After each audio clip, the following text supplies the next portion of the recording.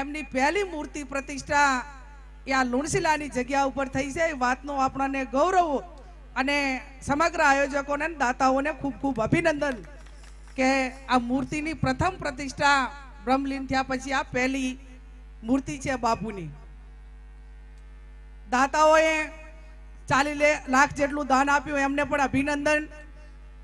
પહેલી મીટિંગ આ તમામ ધારાસભ્યોની હાજરીમાં 6/1/2023 ના રોજ આ લુણશીલાની જગ્યામાં થઈ હતી.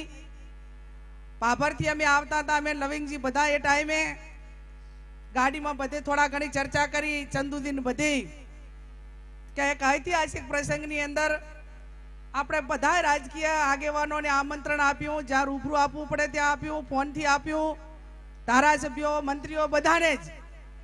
બીજા સમાજ ઉપર આપણે હક ના કરી શકીએ, પણ અમારી પોતાની બધાની લાગણી એવી હતી કે જ્યારે આ બંધારણની વાત હોય ત્યારે અને સદારામ બાપુની પ્રથમ મૂર્તિનું જ્યારે આપણે એનો એક સ્થાપિત કરી રહ્યા છીએ અને પૂજામાં મૂકી રહ્યા છીએ ત્યારે કમસે કમ ભાજપ અને કોંગ્રેસના તમામ ઉત્તર ગુજરાતના ધારાસભ્યો 1 કલાક માટે આ સ્ટેજ ઉપર આવીને આ 1 કલાક બેઠા હોત તો હું માનું ત્યાં સુધી સમાજને ખૂબ આ બંધારણમાં, જેમ કે આખો ગોળ છે અને ધારાસભ્યો પદાધિકારીઓનો હોલ્ટ એના પ્રજા ઉપર રહેતો હોય ને કે એનું પાલન થતું હોય છે, તો ક્યાંક બંધારણનો અમલ કરવામાં પણ આપણાને સારો ફાયદો થોત. અપેક્ષા રાખીએ કે જ્યાં જ્યાં સામાજિક પ્રસંગો હોય ત્યાં તમામ પદાધિકારીઓ, તાલુકા પંચાયત, જિલ્લા પંચાયત, ધારાસભ્ય, મંત્રી બધા જ જે ચૂંટાયેલા પદાધિકારીઓ સમાજનો એક આ મજબૂતાઈથી પ્રચાર કરીને બંધારણનું પાલન કરવામાં અગત્યની ભૂમિકા અદા કરશે એવી હું અપેક્ષા રાખું છું. અને બીજું, સદારામ બાપુની આજે મૂર્તિ પ્રતિષ્ઠા છે. આ સાહેબ લવિંગજી, કેસાજી, હું, અમૃતભાઈ એ સદારામ બાપુને એટલા દિલથી માનીએ છીએ, તમે આપણે બધા દિલથી માનીએ છીએ. મારો પોતાનો તો સદારામ બાપુના અનેક પ્રસંગો વખત ભગવાન પરમાત્મા કૃષ્ણ કનૈયા સદારામ બાપુ ભેગા છે એવો અહેસાસ મેં મારી નજરે અનેક વખત સાક્ષીના રૂપે મેં જોયેલો છે. હું કબીરપંથી હતી અને છું. કોઈ દાડો ખાલી એનો દંભ હોય એ લીગડા મારા મગજમાં ના બે, બીજા ક્યાંક રાજકીય રીતે કે ગમે રીતે પ્રજાને કે ઓલા માટે કરી નમવું પડતું હશે કે ગમે એ હશે, પણ સદારામ બાપુ વાળી વાત આવે ત્યારે મારી નજરે નિહાળેલું છે કે ભગવાન પરમાત્મા કૃષ્ણ કનૈયા ખુદ એ સદારામ બાપુ ભેગા હતા. આવું મારું જાતે અનુભવેલો મારો વિષય છે. આજે એમની મૂર્તિ પ્રતિષ્ઠાના દિવસે દરેકે કંઈક પ્રાર્થના કરી છે, કંઈક માગ્યું છે અને સારું થાય એવી ભગવાનને પ્રાર્થના કરી છે ને એમના દર્શને કર્યા છે. ત્યારે બાપુના દર્શન મૂર્તિના કર્યા અને અત્યારે પધરામણી પછી અમે દર્શન કરવા જવાના છીએ. અને એ ટાઈમે હું પોતે મારા માટે એટલું જ માગવાની છું કે ભગવાન સદારામ બાપુ, અમે સમાજ માટે કંઈક સારું કર્યું હોય, જનતા માટે કર્યું હોય, અમારી કોઈ લાયકાત હોય, પરોપકારી કામો કર્યા હોય અને એના ભાગરૂપે મારે કંઈ માગવાનું થતું હોય તો આ સમાજ માટે આવનારી પેઢી માટે સદારામ બાપુને ભગવાન પાસે એક જ પ્રાર્થના કરું છું કે હે ભગવાન સદારામ બાપા, આ તમારા પ્રતિષ્ઠાના દિવસે તમારે અમને કંઈ આપવાનું થતું હોય તો અમે જાહેર જીવનના વ્યક્તિ છીએ અને જાહેર જીવનના વ્યક્તિ તરીકે, પ્રજાના પ્રતિનિધિઓ તરીકે, ગ્રામ પંચાયતના સભ્યથી કરીને પાર્લામેન્ટની ચૂંટણી લડવાવાળા, સહકારની કોઈ પણ ચૂંટણી લડવાવાળો કોઈ પણ વ્યક્તિ ચૂંટણીના સમયે સદારામ બાપુની સાક્ષીએ એવું નક્કી કરે કે હું કોઈ પણ ચૂંટણી લડું તો એ ચૂંટણીની અંદર હું દારૂનું વેચાણ નહીં કરું, આવું નક્કી કરે તો હું માનું ત્યાં સુધી સમાજની અંદર એનો ખૂબ સુધારો આવી જાય. મેં 8 ચૂંટણીઓ લડી, એમાં એક કદાચ મારા નેજા હેઠળ નથી લડાણી, 7 મારા પોતાના મેનેજમેન્ટથી લડાણી. ક્યારે મેં દારૂ માટે કોઈ પણ મને કહે તો એને નાજ પાડી છે. અને આજે પણ સદારામ બાપુની સાક્ષીએ સમાજની સાક્ષીએ તમને બધાને ખાતરી આપું છું કે જિંદગીમાં ડિપોઝિટ ગુમાવવાનો વારો આવે ને તો ક્યારે પણ દારૂનું વેચાણ એ મારા નામથી ચૂંટણીની અંદર નહીં થાય એવી સદારામ બાપુની સાક્ષીને સમાજને ખાતરી આપું છું. અને ભગવાનને પ્રાર્થના કરું છું કે ઠાકોર સમાજની અંદર કોઈ પણ ગ્રામ પંચાયતના સભ્યથી કરીને પાર્લામેન્ટ સુધી ચૂંટણી લડવા વાળો વ્યક્તિ દારૂ વેચે તો આ ક્યારેય પણ વિજય ન થાય એવી ભગવાન પરમાત્માને પ્રાર્થના કરું છું અને સદારામ બાપુને પ્રાર્થના કરું છું. અને એના સામે ના વેચવા વાળો કોઈ સામાન્ય હોય, લાયકાત હોય કે ના હોય, પણ એ જીતે એવી પણ હું સદારામ બાપુને પ્રાર્થના કરું છું, ભગવાન પરમાત્માને પણ પ્રાર્થના કરું છું. પછી એમાં બધા આવી ગયા ભાઈ, આપણે બધા, એટલે કમસે કમ શરૂઆત થાય એની, અને કોઈ ના પહોંચે અને સદારામ બાપા કુદરત ને ભગવાન પહોંચે. ત્યારે ગઈકાલે અમે બધા આગેવાનો બધા બેઠા હતા ને ખાસ કરીને નાગરિકના બધાની વાત હતી કે બેન આપણે 50 લાખ રૂપિયા સમાજે આ પ્રતિષ્ઠાની અંદર વાપર્યા આપ્યા, તો એના બદલામાં સમાજને શું મળ્યું અને સમાજને આ ક્રાંતિકારી ઐતિહાસિક દિવસે સમાજને શું મળ્યું, એના ભાગરૂપે અમે એક મુદ્દા તૈયાર કર્યા છે અને એનું ચુસ્તપણે પાલન કરવાનું છે સમાજે. પહેલા નંબરનો મુદ્દો એ છે કે લગ્ન પ્રસંગોમાં ડીજે ઉપર સાવ પ્રતિબંધ મૂકવામાં આવે છે. પહેલા નંબરનો મુદ્દો છે કે લગ્ન પ્રસંગે ધાર્મિક કે કોઈ પણ આનંદમય પ્રસંગોની અંદર કોઈ પણ પ્રકારનો ઉત્સવ સિવાય કે ચૂંટણીને બાદ કરતા, ચમ કે એ ટાઈમે જરૂરી હોય છે અને ના એમાં મૂકવો તો અમારો વાંધો નહીં, પણ એ આપણા હાથની વાત નથી.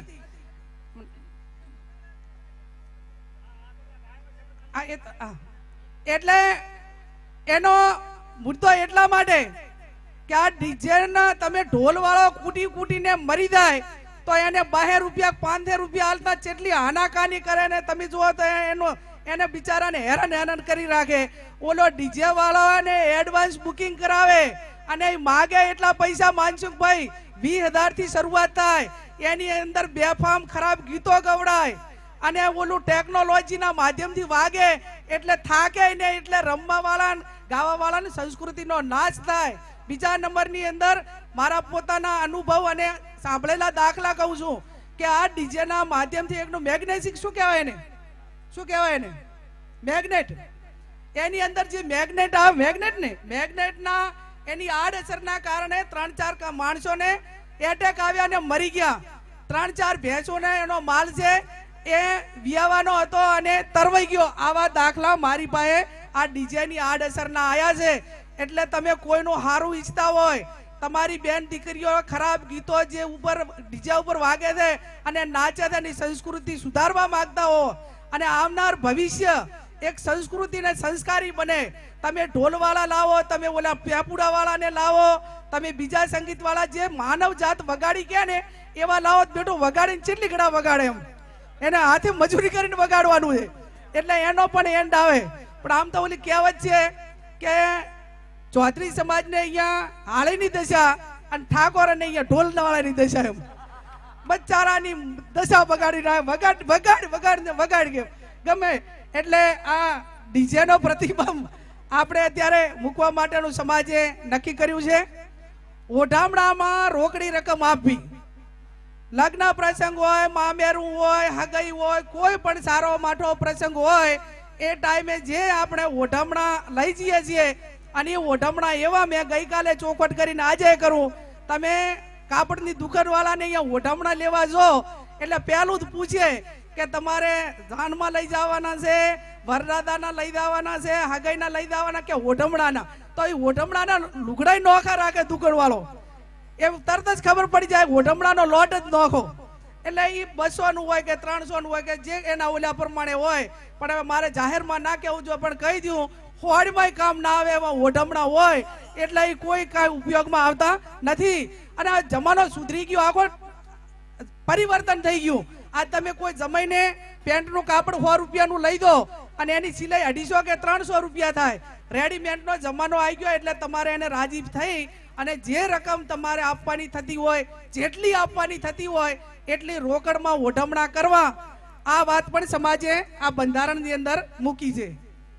બીજું મુદ્દા નંબર 3, લગ્ન પ્રસંગમાં દીકરીઓને જીવન જરૂરિયાત મર્યાદિત પૂરત આપવી. આ થોડા ઘણા આમ જાહેર ઓલું કરેલું વાંચી લો, એના કરતા થોડા ઘણો ખુલાસો કરીને એની વિગતવાર એટલા માટે 10-15 મિનિટ થાય તો સાહેબ વાંધો નહીં. એમાં પુરત માટેની વાત એવી છે કે ભાઈ સમયને સંજોગો આખો સમય પરિવર્તિત થઈ ગયો છે. આજથી 40-50 વર્ષ પહેલા વાસણોની જરૂર હતી, પિત્તળના બેડાની જરૂર હતી, બીજા પણ વાસણો હતા. કેમ કે પ્રસંગો કરવા માટે વાહના કે ગામના ભેગા કરીને આપણે સામાજિક પ્રસંગો, સારા માઠા પ્રસંગો કરતા. અત્યારે બધા મંડપ આવી ગયા. તમારે વાસણા ભાડે મળે, મંડપે ભાડે મળે, ખાટલા ગોદડા હવે ભાડે મળે છે. એટલે કોઈ વસ્તુ હવે કોઈનો વાહમાં ઉઘરાઈને કરવા પડે એવો કોઈ પ્રસંગ નથી. એટલે જીવન જરૂરિયાત પૂરતી જ પૂરત આપવી, અને એમાં ખાસ કરીને પિત્તળના બેડા આન તેન હવે બધું થોડું ઓછું થાય તો સારું. અને મને ઘણી વખત 2-3 વખત કીધું ને આજ ફરી પણ કહું છું કે મને 2-3 વખત મેં ફંક્શનોમાં કે કાર્યક્રમમાં કીધું આ પિત્તળના બેડાની શું જરૂર છે, હવે ના આપો તો ચાલે. કે બેન પિત્તળનું બેડું આપીએ ને તો કે કાંઈક વેચવા દાય તો એનું ઉપજે. એટલે હજી તમે આ 50 વર્ષથી એવો ચીવો વ્યવસાય હોરશો કે હજી એના પિત્તળના બેડા વેચવા પડે એમ. હજી આપણી માનસિકતા સુધરતી નથી. હજી તો મગજગિયાની આ છે બેડું વેચવા માટેની એમ. હવે એ સમય હતો આપણી બેન દીકરીઓ પાણી ભરવા માટે કોઈના બોરે જતી, તળાવે જતી, કુએ જતી, ઘરની બહાર 1 કે 2 કિલોમીટર જતી. એટલે આપણી દીકરી પિત્તળનું બેડું ભરવા, પાણી લઈને બેડું ભરવા જાય, એ વખતની સમયની માગ હતી. પણ હવે કોઈ સમયની માગ નથી. તમે ગમે એટલા 20 વર્ષની અંદર તમે જેટલા લગ્ન કર્યા એને દિવાળી ઉપર એ વાહન કદાચ ગાહવા માટે કાઢતા હોય તો ભલે, બાકી આ દિવાળી ને આવતી દિવાળી એ વાહન અમુક કોઈ તાકતું પણ નહીં હોય. અને હવે તો હાલત થઈ ગઈ છે કે ઘરમાં રહેવા કરતા પુરુષ ઘણી હવે પુરુષ ચા મેળવીને રહેવું છે. પેલું કમસે કમ એને સામે જ્યાં પુરુષ આપો છો ને અહીંયા તો ઘરે જઈને પેલું ધોઈ આવો કે આ મેળવાની માટેની જગ્યા છે કે ને, પછી પુરુષ આપો આટલી એમ. એટલે આ માટે કરીને સમાજે કડકાઈથી એની નક્કી કરેલી પૂરત જીવન જરૂરિયાત આપવી. હગાઈની અંદર હગાઈ અને લગ્નમાં માત્ર 11 જણાએ દઉં. હગાઈ અને લગ્નમાં 11 જણે જવું લગ્નમાં એટલા માટે કે લગ્નિયા એમને બારોબાર જતા રહે, ઘરધણીને ખબર ના હોય, અહીંયા થઈને દારૂ પીએ, જુગાર રમે, પાછું ના કરવાની કઈ બધી કરીને આવે એટલે ઘરધણીનું વગોણું થાય, આ જેના નામે લગ્ન ગયો એનું વગોણું થાય. એટલે સમય એના બે પરિવારોની આબરૂ હચવાઈ રહે એટલા માટે કરીને એને જે નક્કી કરેલા હોય, એના કુટુંબે નક્કી કરેલા હોય એટલા 11 લગ્નિયા લગ્નમાં જાય અને હગાઈ કરવા માટે 11 જણા જાય.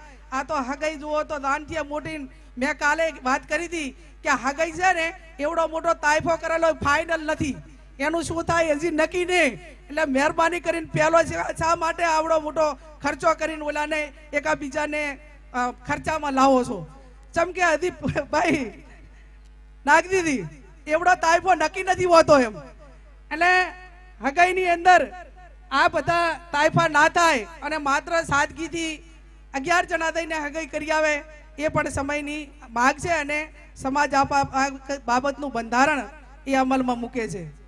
જાનની મર્યાદા વધારે વધારે 51 જણની, એનાથી વધારે જાન ના લઈ જાય. દરેક ગામની અંદર સમૂહ લગ્નનું આયોજન થાય, કુળ દીઠ થાય તો પણ વાંધો નહીં.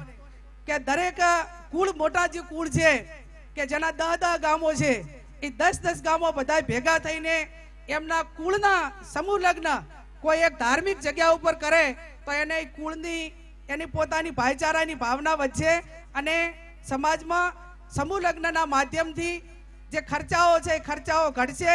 અને હવે ખર્ચાઓ ઘટશે, ગરીબને પૈસા વચ્ચેનો ભેદભાવ મળશે.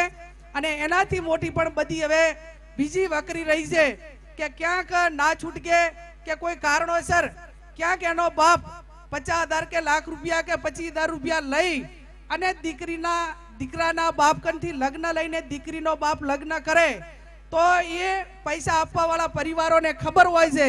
અને સારા માઠા કોઈ પ્રસંગો હોય, ક્યાંક ગમતમાં કે ક્યાંક રીહમાં કે ક્યાંક ઝઘડામાં આ દીકરીના બાપે પૈસા લીધા હોય, એ દીકરીને એના હાહરિયાનું મેણું ટોણું એ આખી જિંદગી ખમવું પડે છે.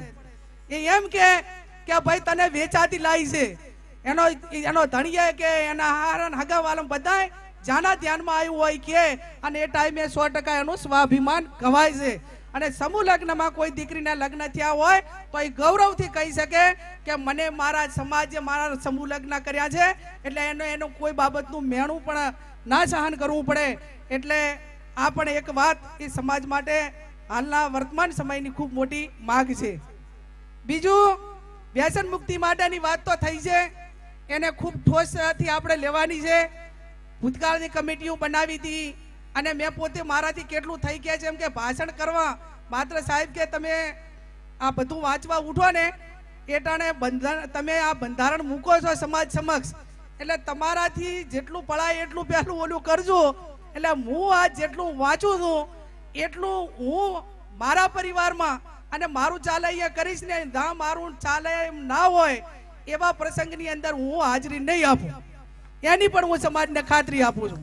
મારા કહેવામાં ના હોય કે ભાઈ તું આ ના કર, મારો પરિવાર હોય અને છતાં કરે તો એ પ્રસંગથી આપણે દૂર રહેવાનું કે ભાઈ તું તાર કરે, એમાં અમને વાંધો નથી, પણ અમારી હાજરી આ પ્રસંગમાં નહીં રહે. આટલું આપણે 100% કરી શકીએ. બોલામણાની પ્રથા સદંતર બંધ કરવી, આ મુદ્દો બહુ ગંભીરતાપૂર્વક બધી કીધો છે. બોલામણામાં એવડો મોટો ક્રેઝ વધી ગયો છે કે ડિલિવરી પ્રસંગ કોકને દીકરો આવ્યો હોય તોય બધાને બોલાવવા જવાનું. તો હવે કદાચ એના હાહરિયા પિયરિયા થાય, એના હાહરિયા જાય કે એના મિત્ર એના કે જે લાગતા વળગતા હોય, હવે આખાને હવે ડિલિવરી પ્રસંગની અંદર બધાને બોલાવવા જવું આનાથી નામોશી કઈ હોય. એટલે બોલામણા દરેક પ્રકારના, પછી કોઈ દવા પીધી હોય ને હાજો કર્યો હોય માંડ માંડ કે બોલામણું રાખ્યું, હવે એને ઘરવાળો ના કહી ગયે કે ભાઈ આને શું થયું તું, બોલામણું શેના માટે રાખ્યું. હવે સીરીત કહે કે આને દવા પીધી હતી એમ. કોકની માર ખાઈને આવ્યો હોય, દારૂ પીને ચાય પડ્યો હોય ને હાથ પગ ભાગ્યા હોય ભાઈ કેમાંથી, અને એના બોલામણું રાખ્યું હોય. હવે સીરીત કહે કે દારૂ પીધું તું ના નતું, અમારા લસણ હારા એટલે માર ખાઈને આવ્યા હતા ને એનું બોલામણું રાખ્યું, એમ તો કે નહીં. એટલે સદંતર રીતે બોલામણા પ્રથા બંધ કરવામાં આવે છે, બધી તમામ પ્રકારની. સગાઈ સગપણ તોડતી વખતે કોઈ પણ સગાઈ હોય, સામાજિક પ્રસંગ હોય, એનો તોડફોડ થાય ત્યારે એના ગુણ દોષના ધોરણે જે કઈ દંડની રકમ છે એ શૈક્ષણિક સંકુલમાં, ધાર્મિક જગ્યામાં અથવા ગૌશાળામાં આપવી. એ કે દીકરીના બાપને કે દીકરાના બાપને કે વધે સોવટ કરવા વાળાને એક પણ રૂપિયો આપવો નહીં, તો આ અટકી જાય. આ બધાને ગમ્યું એટલે તાળી ઉપાડી છે. અને વાત પણ સાચી છે એટલા માટે, હમણાં કોઈ કહેતું હતું કે જે મોટા મોટા હોય એનો દંડ ના થાય, આ ભાઈ રામભાઈ, અને નાના નાના હોય એના માટે દંડ કરવામાં આવે. બધા મોટા કરે બધી લીલા અને બાકીના બધાને દંડને પાત્ર. એટલે અને એના હિસાબે જે આ તોડફોડ છે ને એ અટકી જાય છે એટલા માટે કે જે સોવટિયારા એ 10,000 કે 15,000 માટે કે પાર્ટી માટે કરી અને કોઈનું ઘર ભગાવતા પણ અચકાતા નથી. અને અહીંયાના હાથમાં ઇન્કમ બંધ થઈ જાય છે એટલે ઓટોમેટિક સમાધાનનો, કેમ કે અહીંયા કઈ મળવાનું નહીં અને મળવાનું ના હોય એટલે એ 100% એને જોડવા માટેનું કરશે, તોડવા માટેનું નહીં કરે. એટલે કોઈ પણ ગુણ દોષના ભગવાનને પ્રાર્થના કરીએ કે કોઈને ઘરે આવો પ્રસંગ ના બને, પણ કોઈ કારણોસર બન્યો તો પછી જે કઈ ગુણ દોષના ધોરણે જે દંડની રકમ સમાજના રીત રિવાજ પ્રમાણે હોય કે જે પ્રમાણે હોય એનો ગુનાના ઓલા પ્રમાણે હોય તો એ રકમ શૈક્ષણિક સંસ્થા, ગૌશાળા અથવા ધાર્મિક જગ્યામાં આપવી. અને આના માટે કરીને કોઈ એનો ભંગ કરે તો એના અલગથી કઈ કડક કાર્યવાહી થાય, આવું મારું પોતાનું માનવું છે. આ સોવટિયા માટે ને આ તોડફોડ વાળા માટે મને બહુ એના માટે મને બહુ નફરત છે એવું કહું તો ચાલે. એનું કારણ કે કોઈક ને જોડવાની વાત ને બદલે તોડવું, એ સમાજની અંદર કેવડા મોટા વર્ગ વિગ્રહ આ બધું થાય. બીજું, કુંવારી દીકરીઓને શક્ય હોય એટલી વાર મોબાઈલ થી દૂર રાખવી. આ કડક પગલું છે, થોડું કાઠું છે.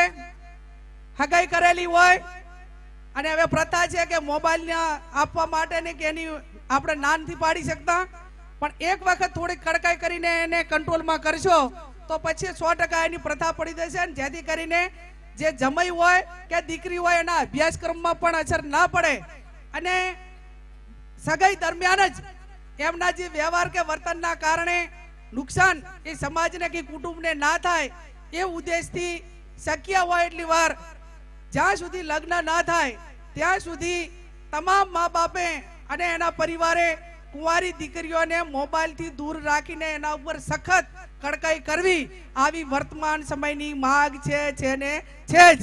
અને કરશો તો જ હચવાશે, નહીં કરો તો પછી જે રોજની રોજ ઘટનાઓ જે બને છે, મારી તમને બે હાથ જોડીને વિનંતી છે કે એક પરિવારની આબરૂ ભેગી કરવા માટે ત્રણ પેઢીઓ કાળી મજૂરી કરે, લગ્ન પ્રસંગોમાં હાજરી આપે, મરણ પ્રસંગોમાં હાજરી આપે, સુખ દુઃખ સહન કરે, ચડાવ ઉતાર સહન કરે, ગમે એ પરિસ્થિતિનો મુકાબલો કરીને એના પરિવારની આબરૂ એ ધૂળમાં ના જાય એવો પ્રયત્ન કરેલી ત્રણ કે ચાર પેઢીઓ કાળી મજૂરી કરેલી આબરૂ ભેગી કરેલી આ મોબાઈલના માધ્યમથી તમારી અને અમારી દીકરી એ 1 કલાકની અંદર પરિવારની આબરૂ ધરાશય કરી દે છે. આવા આપણે સમાજની અંદર અનેક દાખલા જોયા છે અને એ દાખલાઓનું પુનરાવર્તન ન થાય એટલા માટે કરીને એને 3 પેઢીઓનું તપ, મજૂરી, એનો પરિશ્રમ એ ઘણીકની અંદર જ્યારે ધૂળમાં ભેળાય છે ત્યારે આખો પરિવાર એ એક જમીન દોસ્ત થઈ જાય છે અને આખો પરિવાર માનસિક રીતે ડેમેજ થઈ જાય છે. એટલે આની પણ એક સમાજના આ બંધારણની અંદર આ મુદ્દો લીધેલો છે. છેલ્લો મુદ્દો એ લીધેલો છે, મુદ્દો નથી પણ આ કરવા માટેની જરૂર છે કે આપણે જે આ જગ્યામાં બેઠા છીએ અને આ જે પ્રસંગ કર્યો છે એ પ્રસંગની તમામ જગ્યા સરકારી જમીન છે, કોઈનો કબજો નથી. એટલે સંચાલકોનું, આયોજકોનું કહેવાનું એવું થાય છે કે આ જે પ્રતિષ્ઠા કરતા રકમ બચે એમાં પ્રથમ પ્રાયોરિટી જેટલો ખર્ચો થાય એટલો આ જગ્યા ઉપર વાયર ફેન્સિંગ થઈ જાય તો કોઈ કબજો ના કરે અને ભવિષ્યમાં એના કોઈ ધાર્મિક કે સામાજિક પ્રસંગો કરવા હોય તો પણ ઉપયોગી બને. એનું ફેન્સિંગ કરીને અંદરમાં બીજા બાવળ બીજા ના ઉગે એના માટે કરીને થોડીક અલગથી વ્યવસ્થા થાય અને આટલું આ જે કાંઈ બચત ગ્રાન્ટ છે એમાંથી આટલું કરવામાં આવશે તો જે ફેન્સિંગ કર્યા પછી આની અંદર તમામ સદારામ બાપુના નામે સદારામ વન બનાવવાની જવાબદારી મારી. એની અંદર જેટલા ઝાડખા વાવવા પડે, પાણીની વ્યવસ્થા કરવી પડે, પાંજરા લાવવા પડે કે જે કરવું પડે એ માત્ર તમે મને ફેન્સિંગ કરી આપો અને આ જગ્યાના માધ્યમથી એની અંદર મહિને એક એવો માણસ નક્કી કરી નાખો કે ઝાડખાને પાણી પાવા માટે એ પોતે એની સેવા, કાયમી એની સેવા, જ્યાં સુધી મોટા ઝાડખા ન થાય ત્યાં સુધી એની સેવા અહીં રહે અને જેથી કરીને એને નુકસાન ન થાય. જેટલો ખર્ચો થાય એટલો આ સદારામ બાપુના નામે સદારામ વન બનાવવા માટેનો હું મારી રીતે એક સારું સદારામ બાપુનું સૂત્ર રાખીને થોડું કરો પણ સારું કરો. તમને 5 વર્ષ કે 4 વર્ષ પછી લાગશે કે ના સદારામ બાપુની મૂર્તિ પ્રતિષ્ઠાના દિવસે બેને સદારામ વન બનાવવા માટેની જે ખાતરી આપી હતી એ અહીંયા કંઈક સારું છે એ હું 100% થશે એની પણ આપ સૌને હું ખાતરી આપું છું. અહીંયા આ મુદ્દાઓને સમર્થન આપવા માટે અને ચુસ્તપણે આપણો જેટલો પણ હગાવાલાનો ગોળ લાગે, હવે આપણે કોઈ ગોળ પ્રથા નથી, પણ જેટલા કાંકરેજ હોય, વઢિયારી હોય, વાવીસી હોય, મેવા હોય કે જેટલા આપણા પરગણા કહેવાય એ તમામ પરગણા આનું ચુસ્ત રીતે પાલન કરે અને આવનાર સમયની અંદર આ તો આપણે અત્યારે આ મુદ્દાઓ મૂકી અને એને સમાજની આગળ મૂક્યા છે. અત્યારે હજારો માણસો હજી આપણી વચ્ચે અહીંયા આ પૈકીના નથી, પણ આમાંથી તમે જેટલા બેઠા એટલા આ હાજર છો એટલા આનું પાલન કરશો ને તો પણ હું માનું ત્યાં સુધી આ સદારામ બાપુની મૂર્તિ પ્રતિષ્ઠા કરીને એનો આપણાને સમાજે મોટો ફાયદો કર્યો છે એવું મારું પોતાનું માનવું છે.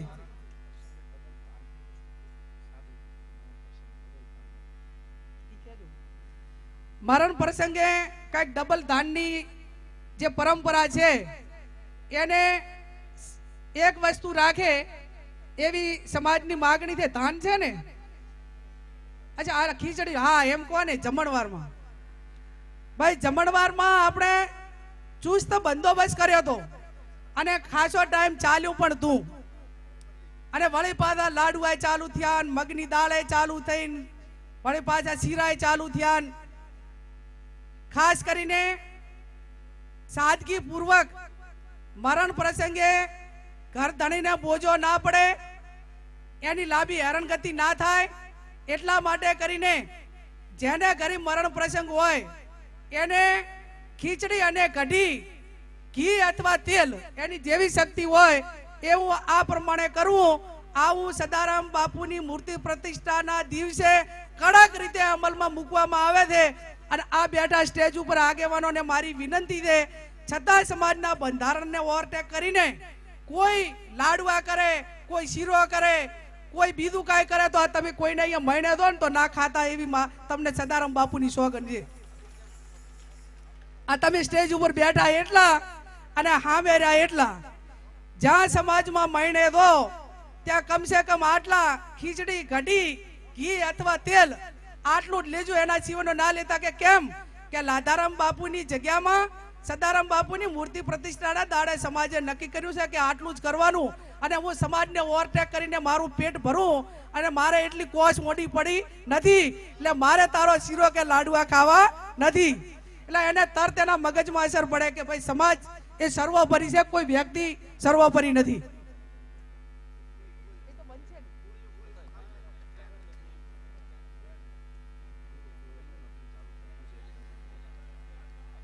મહિના પ્રસંગે મારા ધ્યાનમાં તો આપણે મેવા પટ્ટામાં કા બાજુ નથી આવ્યું, પણ મરણ પ્રસંગે ક્યાંક અફેણ અને ગોળીઓ એ થાળીની અંદર મૂકવામાં આવે છે.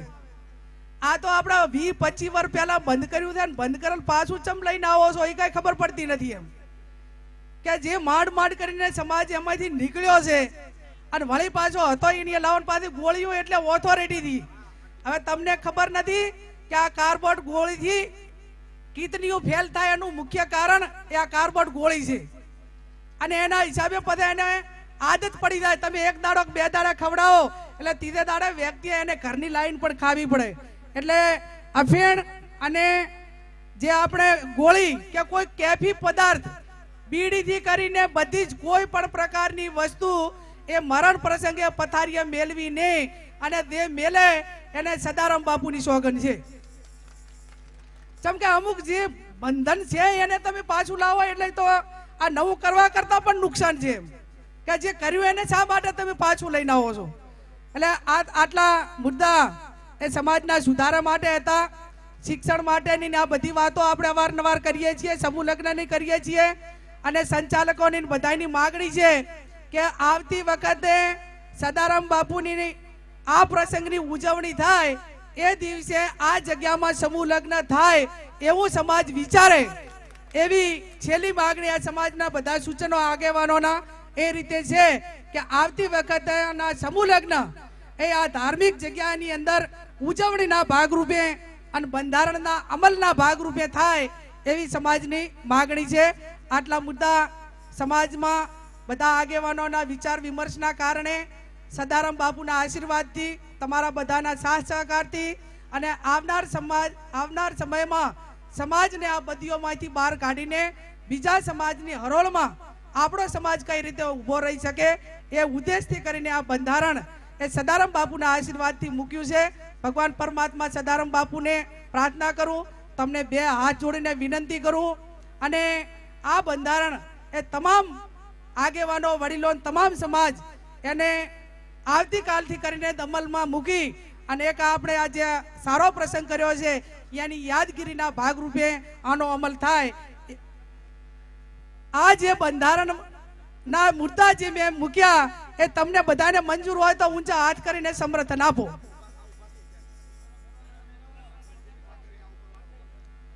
બધા જ્યાં બેઠા છો એ સ્થળ ઉપર ઉભા થઈને એટલે અમને ખબર પડે કે આમાં બેઠા કેટલા છે, ઉભા કેટલા થયા છે.